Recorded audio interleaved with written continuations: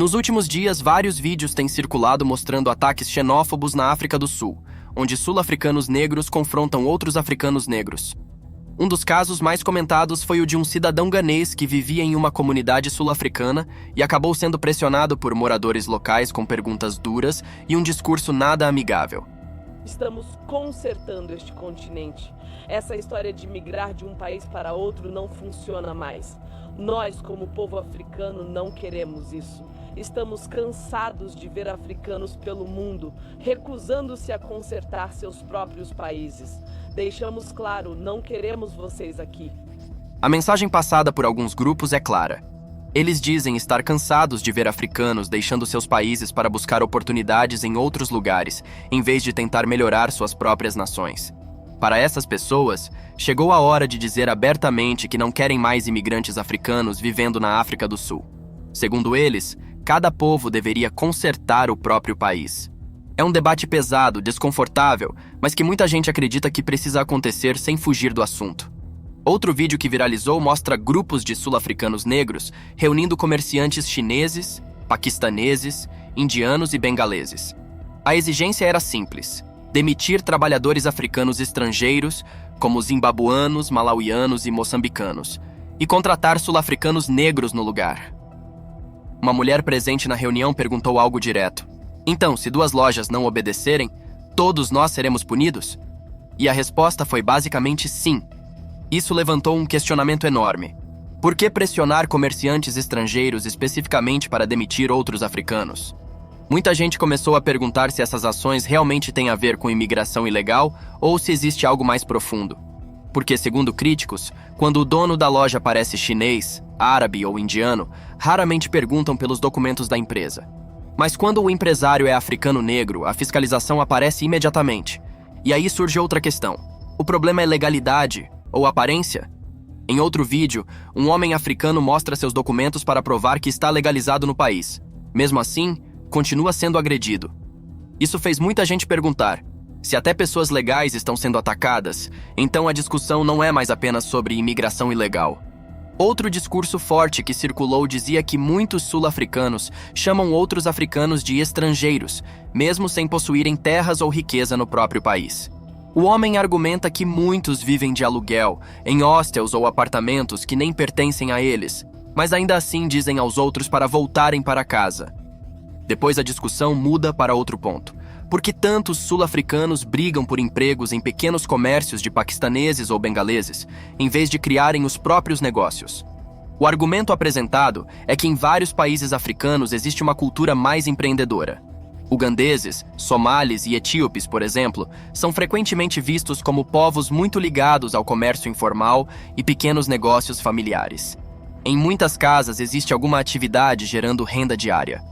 Já na África do Sul, segundo esse discurso, muitos empregos continuam concentrados em grandes empresas controladas historicamente por brancos, enquanto trabalhadores negros disputam vagas entre si. Isso gera outra pergunta polêmica. Se zimbabuanos, malauianos e outros africanos conseguem abrir negócios e prosperar na África do Sul, por que não fazem isso apenas nos seus próprios países? Ao mesmo tempo, muitos imigrantes respondem dizendo que eles também sofrem. Deixam suas famílias para trás e vão para a África do Sul justamente porque seus países enfrentam crises econômicas severas. Um debate ainda mais intenso aconteceu quando alguém perguntou: vocês conseguem mostrar 10 vídeos de sul-africanos negros perseguindo brancos nas ruas da mesma forma que perseguem africanos estrangeiros? A resposta foi silenciosa. Isso alimentou críticas de que a revolta é seletiva. Africanos pobres são atacados com frequência, enquanto grandes estruturas econômicas continuam intocadas. Outro ponto muito comentado envolve os zimbabuanos. Há quem diga que muitos empregadores preferem contratar zimbabuanos porque eles aceitam salários menores ou porque são vistos como mais disciplinados no trabalho. Por outro lado, sul-africanos argumentam que isso reduz salários e oportunidades locais. Alguns dizem que empresários preferem imigrantes porque conseguem explorá-los mais facilmente. Também existe o fator educacional. Muitos zimbabuanos chegam altamente qualificados, trabalhando em bancos, hospitais, mineração e educação. Isso cria ressentimento em parte da população sul-africana negra, que olha para alguém vindo de um país em crise e pensa: como ele conseguiu uma vida melhor do que a minha dentro do meu próprio país? A A discussão então vai além da imigração e entra no legado econômico do apartheid. Alguns argumentam que sul-africanos negros e imigrantes africanos estão brigando entre si por empregos criados por empresários brancos, chineses ou estrangeiros, ou seja, dois grupos pobres disputando espaço dentro de um sistema que não controlam. A comparação usada é dura, como dois cães brigando pela atenção do mesmo dono. Outro ponto controverso veio de uma líder da oposição sul-africana, ligada ao partido DA, que afirmou que muitos zimbabuanos já vivem há tanto tempo no país que deveriam ser legalizados e não expulsos. Enquanto alguns sul-africanos defendem deportações, ela argumenta que o correto seria regularizar essas pessoas através de leis e processos organizados. Isso gerou suspeitas políticas.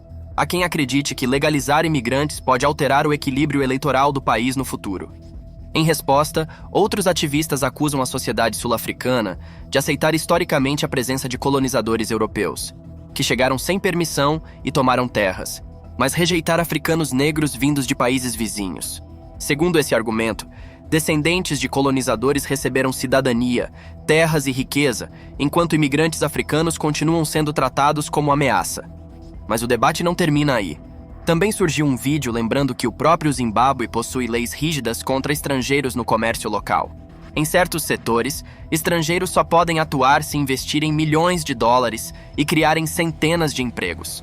Isso fez muitos sul-africanos responderem: então por que nossos controles seriam xenofobia, mas os de vocês são considerados leis normais? E essa talvez seja a pergunta central de toda a discussão. Onde termina o direito de um país controlar suas fronteiras? E onde começa a xenofobia? Porque uma coisa é defender leis de imigração, combater crime e exigir documentação. Outra, completamente diferente, é atacar pessoas, espancar trabalhadores ou incendiar negócios apenas porque elas nasceram em outro país africano. Ao mesmo tempo, muita gente acredita que os governos africanos falharam em criar oportunidades suficientes para suas populações, empurrando milhões de pessoas para migrações dentro do continente. No fundo, o debate parece revelar algo maior: pobreza, desigualdade, desemprego e a sensação de abandono. Muitos africanos sentem que estão brigando pelas migalhas de um sistema econômico que ainda não pertence verdadeiramente a eles. E enquanto isso acontece, a tensão entre africanos cresce cada vez mais. A grande pergunta continua aberta: a África deve fechar fronteiras para proteger empregos locais, ou os países africanos deveriam encontrar formas de crescer juntos sem transformar uns aos outros em inimigos?